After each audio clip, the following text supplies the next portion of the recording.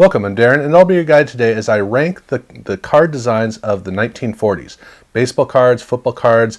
I'm going to be looking at all the cards basically from 1939 through 1949 that are, as far as we're concerned, professional level, professional grade cards. Essentially the official cards. And the reason I'm including 1939 is because I don't know how I can talk about 1940 and 41 play ball but not talk about 1939. So I'm making an exception there. I'm also making another exception about one college set. I don't like to talk about college sets if I can help it. I like to talk about pro level cards, but in this case, I basically got to do it. And so this is a rank of, there are 11 sets that fit into this period. And normally I do a worst of and then I do a best of. I do two separate videos. But since there are only 11 sets, that's kind of truncated. But also there are three cases where there are two sets that are basically redundant, which means there's no reason to talk about both of them. So that reduces it down to, in essence, 8 different card sets to talk about, 8 different card designs. So that's what I'm going to be looking at here and just kind of getting a feel of these cards that essentially were the precursors to the true modern era of cards. And it's fun to look at what came before the war and what came after the war. So that's what I'm going to be looking at. And the place to start is with, interestingly enough, 1941 play ball. And the reason I say that is because normally the card design is supposed to get better over time. And in the case of this card, it actually got worse. To me, 1941 play ball is the low point in the history of play ball cards. This card, it's colorized, and that's the big thing about it. That's the big strength that the card has, but I don't see it as a value. To me, this looks like an antique card. This looks like the kind of thing that you find in some attic somewhere and go, wow, this is old. And that's the problem with it, is the fact that it doesn't look like a 1941 card. It looks like a 1911 card. The two play ball sets that came before it, I think, are stronger cards, and this just feels like it's a step way back to a time much earlier. And I don't value that quality. This isn't the only time that I've looked at a card that looks like a really antique card and not really liked it. Whether that's my issue or not, I don't know. I look at this card and it feels very bland. Yes, it has colors, but the art is very soft. And so where you could have a really solid image, here they don't do that.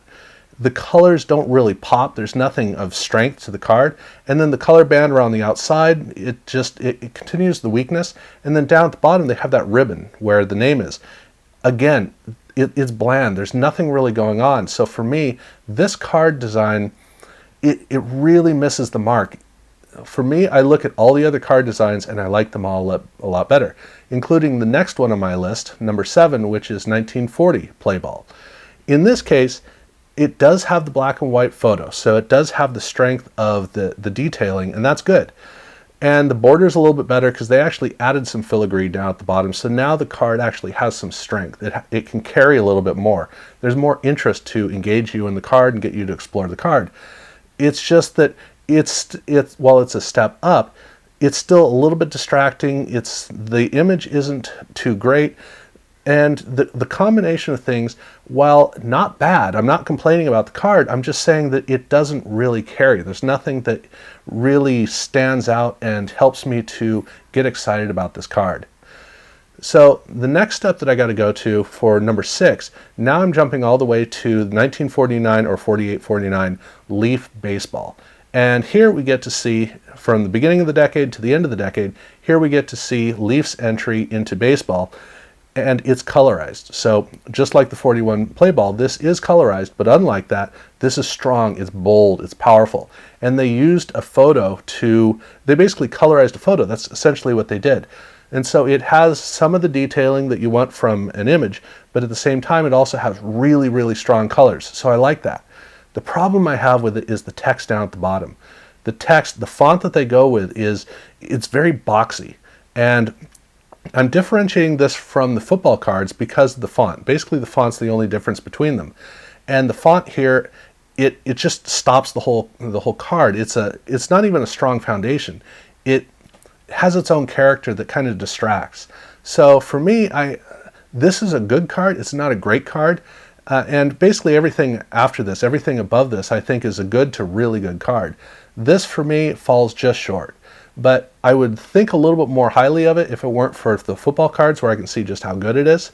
So this is where I have 1949 Leaf Baseball. Now, getting back to the black and white images, number 5 for me is the 1948 Bowman black and white cards. And these cards they're very simple. They're very small, they're square, they're black and white photos. That's all there is. I mean, that is literally all there is, but that's fine. That's all it needs to be. You want to know who the player is? Just turn the card over. You can see back there. But here, with almost no border around the outside, it just lets the image read. And that's what I like about it.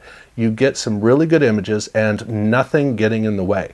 So this isn't a phenomenal card design, but it is a good card in terms of the fact that it just says, look, here's the image of the player. What more do you want? And for this time, I think that works well. Later on, you'd need to be able to differentiate one card from another, but for here, it's just enough, and I like that. It gets out of the way. Even more so, I'm going for number 4. I'm going with 1939 Play Ball, which is, guess what? The same thing, only bigger. Now, for the Bowman cards, they were a lot heavier, a lot darker, and that worked really well. But here, the Play Ball card is a little bit lighter. It's larger, so you get more detail, and that's the difference between these two cards. Now, if they were a lot closer in terms of time, I wouldn't be as excited about them, but the fact that they're separated by a whole decade means that they are able to stand independently on their own. And I like the larger image. That's the main reason I like it, but I do also like the fact that it feels like there's better detail in seeing the player on this card. So for me, this is the mid-range of it. I think they're good cards. I like them. I really like them for old cards. But obviously the top 3 are cards that actually do have a distinct strength to them where they stand on their own. Starting with my other exception, which is 1949 Topps football, college football. These are the Topps felt backs. Now, Topps, before this, they'd done their Magic Reveal thing, which I don't think are cards, so it's tough to really include that. So this is basically when Topps started making cards. And even here, they only kind of did, because these are super, super small. But at the same time, they're fun, and they do everything you need. They have a really good image packed into this little tiny card, but they also have all of the information you need. You know who he is, you know the college he went to, they pack it in there. But then when you look on the back of this little felt back card, I really like the pennant. Now everything's miniature, so that kind of helps to strengthen it. And so it's a novelty. It's this cool little thing that you find that's like a little toy. And it works beautifully, but the pennant, something about that pennant just really carries for me. And so I love this card.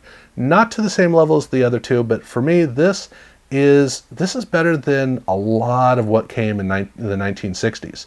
Probably better than most of what came in the 1960s, as far as I'm concerned. I do like it. But as far as the top 2 go, I got to go with the 48-49 Bowman colorized cards for number 2. This, basically, what Bowman did was they started off with the simple black and whites that we looked at, and then they colorized them. That's essentially what they did leading up to 1950 when they really got into some art.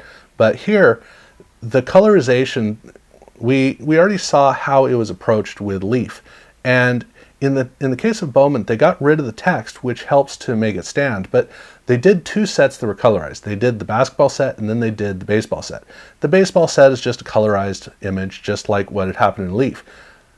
It's basketball specifically that I'm looking at here, because these cards, there are 2 things about it. One, there were very few cards about basketball, period, at this time, so it's that distinct quality of being able to see basketball cards. I love that. But the other thing is, look at the energy of these cards. The energy is really strong. I love the dynamic quality of basketball images. In fact, that's one of the great things about basketball cards, is the fact that creating a portrait-like shot of a player just doesn't make sense. It's all about the action shots. Football, you get to see that quite a bit. Baseball, of course, it's kind of a lazy sport. It's one where when you're sitting on the couch with a Coke and a bag of chips on your stomach, you look at it and you go, I could play that. When you watch basketball, no. You know you wouldn't be able to compete in there. And so that dynamism of the sport is such a great quality that they have. And so here you get these shots that are portraits. These are staged shots. This is not action from a game, but you get to feel the movement and the action of the card. And that's what I really like about these cards. The colorization looks really good. I like the bold nature of it, but I really love the energy of the cards. But that's also the same for my number one, which is the 48 and the 1949 Leaf football sets. There's really not much of a difference between these two sets.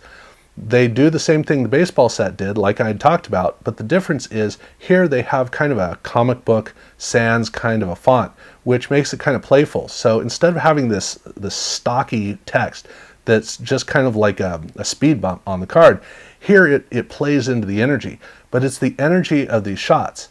Again, these are staged shots. You definitely know that Clyde Bulldog Turner is not about to plow over the cameraman, but you get to feel the energy of the sport, and you get to feel it in a way that's not menacing, not necessarily menacing. This is more fun. You can tell that Clyde enjoys being a football player. You can tell that Johnny is a football player who really he enjoys being a quarterback, and you enjoy him being a quarterback. That's the thing about these cards. So in both these cases, this and the Bowman basketball card set, these cards carry the energy really well. I just happen to think that the Leaf cards do a little bit better job than the Bowman cards. That's why I put it at the lead. But really, almost all of these cards I think are good cards to really good, maybe borderline great. I may have said great at some point because I want to talk about that, because for this time I think they really are great. How well do any of these stand up over the years? They're fun, but they're old cards. But that's exactly it. They're fun old cards. They had a lot of fun creating cards, and it's fun to go back and discover them. They all look old. They all feel old. They all seem old. Only one of them seems ancient. The others still have a lot of energy for them. And so that's basically the way that I look at it. Now, I'm sure that a lot of you guys have different perspectives. I definitely encourage you to let me know in the comments below your take on it, what you think is, where you think my alignment is right or wrong, your perspective on it. I definitely welcome you to talk about that. Definitely check out my other videos if you haven't had a chance, and subscribe if you haven't done so already. Other than that, yeah, thank you very much for watching.